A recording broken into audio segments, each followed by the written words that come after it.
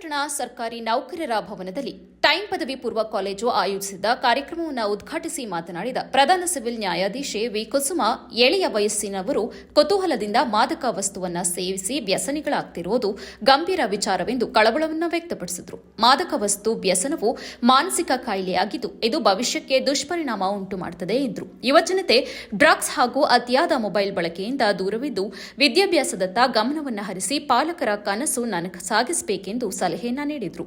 Times ಪದವಿ ಪೂರ್ವ college times ಪುರಸ್ಕಾರವನ್ನ ನೀಡಲಿಕ್ಕೆ ಹರ್ಷಿಸ್ತಾ ಇದೆ. ನಮ್ಗೆಲ್ರಿಗೂ ಗೊತ್ತಾಯ್ತಾ ಇದ್ದಾರೆ, ಆದರೆ ನಾಡಿನಲ್ಲೂ ಕೂಡ ಒಬ್ರು ಸೈನಿಕರು ಇರ್ತಾರೆ.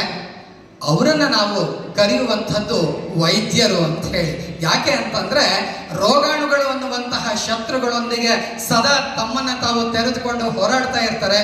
ಇಂದು ನಾವು ಆಯ್ಕೆ ಮಾಡಿರ್ತಕ್ಕಂಥದ್ದು ಶ್ರೀಮತಿ ಡಾಕ್ಟರ್ ಶೋಭಾರಾಣಿ ಮೇಡಮ್.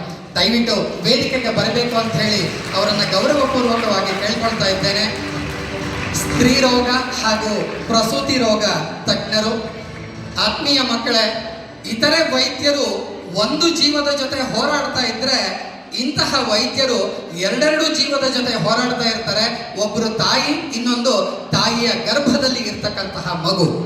ಒಂದು ಸ್ವಲ್ಪ ಹೆಚ್ಚು ಕಡಿಮೆ ಆದರೂ ಎರಡೆರಡು ಜೀವಗಳಿಗೂ ಅಪಾಯಕಾರಿಯಾಗಿ ಇರ್ತಾರೆ. ಇಂತಹ ವಿಷಮ ಪರಿಸ್ಥಿತಿಯಲ್ಲಿಯೂ ಯಾವುದೇ ರೀತಿಯಾಗಿ ತಾವು ಉದ್ವಿಗ್ನತೆ. ಕಾರ್ಯಕ್ರಮದಲ್ಲಿ ಟೈಮ್ಸ್ ಪುರಸ್ಕಾರದ ಸಾಧಕರಾದ ಶಿಕ್ಷಣ ಕ್ಷೇತ್ರದ ನಿವೃತ್ತ ಮುಖ್ಯ ಶಿಕ್ಷಕ ಇ ಈಶ್ವರನ್, ಅನಾಥ ಶವಗಳಿಗೆ ಮುಕ್ತಿ ದೊರಕಿಸುವ ಸಮಾಜ ಸೇವಕ ಸಿಎಲ್ ದಿನೇಶ್, ವೈದ್ಯಕೀಯ ಕ್ಷೇತ್ರದಲ್ಲಿ ಪ್ರಸೂತಿ ತಜ್ಞೆ ಡಾಕ್ಟರ್ ಕೆಆರ್ ಶೋಭಾರಾಣಿ, ಕ್ರೀಡಾ ಕ್ಷೇತ್ರದಲ್ಲಿ ಅಂತಾರಾಷ್ಟ್ರೀಯ ಅಥ್ಲೆಟಿಕ್ ಪ್ರಕಾಶ್ ಬರಾಳು ಅವರನ್ನ ಈ ವೇಳೆ ಗೌರವಿಸಲಾಗಿತ್ತು.